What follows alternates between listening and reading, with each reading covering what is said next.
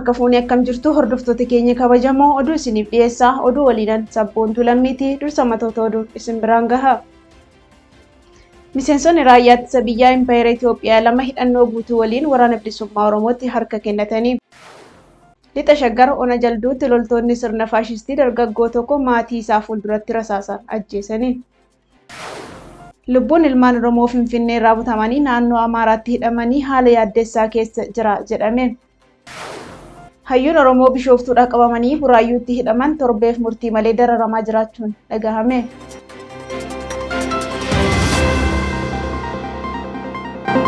Kunneen matoota oduu turanii amma gara bal'ina oduutiin isin ceesisa.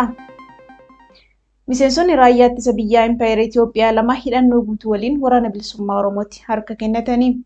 Godina Gujii Lixaa Ona Bulee Horaatti Guraandhala 21 bara 2023 loltoonni raayyaa ittisa Impaayera Itoophiyaa lama mooraa waraana sirnichaa keessaa miliquun wobootti harka laatanii.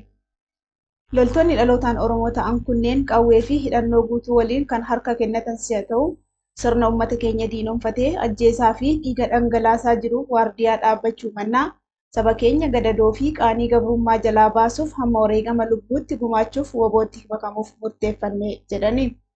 Loltoonni kunneen ilmaan Oromoo fi saboota cunqurfamoof dhaamsa dabarsaniin murna olaantummaa sirna nafxanyaa tiksuun uummata Oromoo fi saboota Impaayeratti ukkaamsee lammiilee keenya lolaa fi beelaan lafarraa fixee qe'ee abbaa keenyaa dhuunfatuuf hojjetaa jiruuf qawwee baatuu dhiisanii aantummaa uummataa agarsiisuun qabsoo bilisummaa saba isaaniitti dabalamanii seenaa bara baraan yaadatamuu fi faarfamu akka hojjetan gaafatanii. Kun kanaan osoo jiruu godina Arsii Bahaa Ona Martii keessatti dargaggeessi maqaa waraana bilisummaa Oromootiin uummata saamaa ture woboodhaan to'annoo jala oole. Dargaggeessi Kadiir Adam Galatoo jedhamu kun Ona Martii ganda dammaqaa Garjalleetti ani waraana bilisummaa Oromooti ati badii qabda waan ta'eef uummatatu si komata jechuun qonnaan bultoota doorsisee qarshii 40,000 ol irraa saamu. Namoota bifa kanaan saame maqaa dha'uun akka dubbate kan gabaase Arraadni Biyyoolessa Oromiyaa badii isaa kanaafis woboo fi uummata Oromoo dhiifama gaafateera jedhe. Murni Biltsiginnaa yeroo adda addaatti qabsaa'ota mirgaa fi dhugaa sabaaf lubbuu bakka buusaa hin qabne laatan maqaa xureessuu fi qabsoo bilisummaa Oromoo adda bilisummaa Oromoon hoogganamu deeggarsa dhabsiisuuf kashlabbootaa fi saamtota gurmeessee maqaa wobootiin bobbaasaa akka ture ni beekama. Lixa Shaggar Ona Jalduutti loltoonni sirna faashistii dargaggoo tokko maatii isaa fuulduratti rasaasaan ajjeesanii. Godina Lixa Shaggar Ona Jalduutti hidhattoonni sirna Impaayera Itoophiyaa lola Guraandhala 19 bara 2023 waraana bilisummaa Oromoo waliin gaggeessanii kasaaraa isaan mudatetti aaruun uummata siiviilii irratti haaloo bahuuf tarkaanfii farrummaa fudhataniin dargaggoo Oromoo tokko maatii duratti ajjeesanii.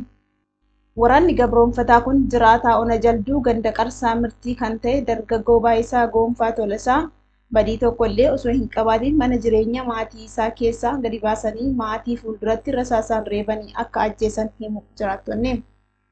Baayisaan hojii dhuunfaa hojjetuun maatii isaa jiraachisuun ala badii tokkollee hin qabu kan jedhan jiraattonni naannichaa dargaggoo hawaasa biratti jaalatamu naamusa qabeessaa fi hidhata siyaasaa bifa kamiituu hin qabnetu waanuma Oromoo ta'e qofaaf ajjeefame jedhani. Odeessa walqabatee nu gaheen godinuma kana Ona Ada'aa Bargaatti loltoonni Biltsiginnaa magaalaa Mogoritti dhiyoo kan jirtu ganda Caancootti imaltoota konkolaataa irraa buusee reebuudhaan maallaqaa fi qabeenya dhuunfaa imaltoota irraa saamutu ifa ta'e. Odeessa dhiyaa Oromiyaa irraa arganneen godina Wallagga Lixaa onoota Beegii fi Qondaalaa keessatti murni Biltsiginnaa lammiilee badii malee hidhee dararaa fi daandiitti baasee ajjeesuu irratti argama. Haaluma kanaan godina Wallagga Lixaa Ona Qondaalaa keessatti humnoonni murna gabroomsaa namoota gabaa fi hojii guyyuuf sossohan karaatti jumlaan guuranii konkolaataatti fe'uun gara Asoosaatti geessuun kan eeran si'a ta'u kanneen keessaas namoota lama iddoo bosona Ambassaa jedhamee beekamutti konkolaataa irraa buusanii akka ajjeesantu barame. Namoonni badii malee jumlaan funaanamanii humnoota gartuu PP'n fe'aman kunneen eessa akka geeffaman hanga ammaatti wanti beekame hin jiru. Guraandhala 17 bara 2023 ammoo godinuma kana Ona Beegii ganda Lalistuu Loophii keessaa barataa kutaa 12 Daawit Sheek Jamaalii fi manguddoo Oromoo Sheek Usmaan Muhammad jedhaman qabuun mooraa waraanaa ganda Laalootti argamu geessanii dararaa erga turanii booda borumtaa isaa hiraara caaluuf gara mooraa waraanaa Beegiitti argamutti akka dabarsan ifa godhu maddeen. Kana malees torbeedhuma dabre keessa gandeen Onichaa, Lalistuu Loophii fi Toobbii Qeenxii Garbaachoo jedhaman keessaa ilmaan Oromoo Saadam Habiib, Reedwaan Habiib, Reedwaan Muusaa fi Muhammad Xilaahum jedhaman qabamuun akka reebichaan dararamantu barame. Lubbuun ilmaan Oromoo Finfinnee irraa butamanii naannoo Amaaraatti hidhamanii haala yaaddessaa keessa jira jedhame. Murni sirna Impaayera Dullattii tiksuun olaantummaa garee Amaaraa uummatoota irratti fe'uuf hojjetaa jiru Biltsiginnaan duula fuula haaraa qabu tibbana baneen humnoota naannoo Amaaraa Oromiyaa keessa bobbaasuun ilmaan Oromoo adamsee hidhaa jira.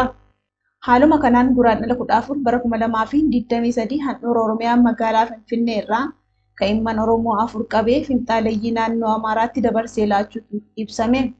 Humnoonni sirnichaa shamarree Oromoo Aminaa Abdallaa Aliyyii fi dargaggoo Adam Mohammed Abdallaa Mohammed Hassan fi Sultaan Sheek Umarii jedhaman kanneen guyyaa dheengaddaa Finfinnee irraa gara godina Kamisee geessina jedhanii erga fuudhanii booda naannoo Amaaraa magaalaa Dabra Birhaanitti hambisuu maddeen ifa godhaniiru. Ilmaan Oromoo kunneen badii tokkollee akka hin qabne kan eeran maddeen gochi kun qaama duula qindaa'aa Oromoota Walloo irratti labsame ta'uu fi haalli wayita ammaa kana harka diinaatti ka'imman kun keessatti argaman kan lubbuu isaaniif akkaan yaaddessu ta'uu hubachiisani. Murni Biltsiginnaa humnoota tika naannoo Amaaraa fi caasaa tikaa federaalaa ifaa fi dhoksaan bobbaasuun ilmaan Oromoo duguuggii sanyii Wallootti gaggeeffamerraa hafan akkasumas sabboontota Oromoo akeeka weeraraa fi babal'ifannoo finxaaleeyyii morman bakka iyyutti adamsee dhabamsiisuu irratti akka fuulleffate beekamaadha.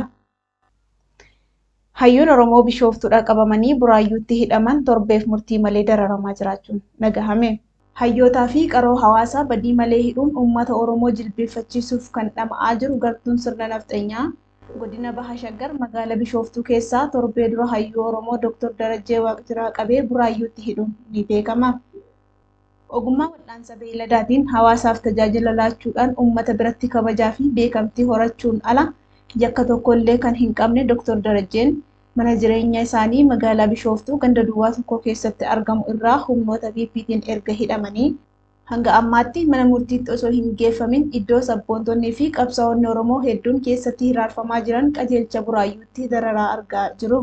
Murni diina uummata Oromoo maqaa badhaadhinaan of waamu ilmaan Oromoo humnoota tikaan qabee hidhe ilaalcha siyaasaan dharaan yakkus wayitamanni murtii maqaafis ta'u jiru qorannoo booda bilisa jedhee murteessu hiikuu didee hidhaa keessa turseen akka qaamaa fi qorqalbiin miidhaman gochuu irratti argama. Hogganootaa fi qondaalota adda bilisummaa Oromoo qajeelcha poolisii Buraayyuu keessatti argaman irratti kan raawwate kanuma yoo ta'u, miseensi gumii sabaa ABO'n Jaal Kennasaa Ayyaanaa miidhaa ulfaataa irra gaheen yeroo ammaa hirkisa namaan malee sadarkaa dhaabbatuu hin dandeenyee fi akkaan yaaddessaarra jira. Egaa hordoftoota keenya kabajamoo oduun keenya har'aaf qabnu kanumaan goolabamee jira. Waan nu hordoftaniif galatoomaa.